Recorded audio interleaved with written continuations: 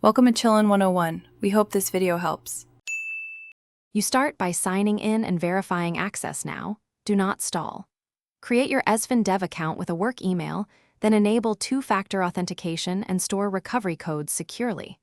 Once done, install the EzfN CLI and authenticate with the token from the dashboard so the API key appears in your config. This ensures secure, reproducible access. Make sure to note the project ID and default region. They're needed for immediate commands and prevent environment misrouting. You now set up the project backbone. Create a named project, then define environments like dev, staging, and production. This isolates changes. Link your Git repository and configure webhooks so pushes trigger builds. Integrate CI/CD to run tests and deploy automatically. Next, add team members with role-based access and use feature flags for gradual rollouts.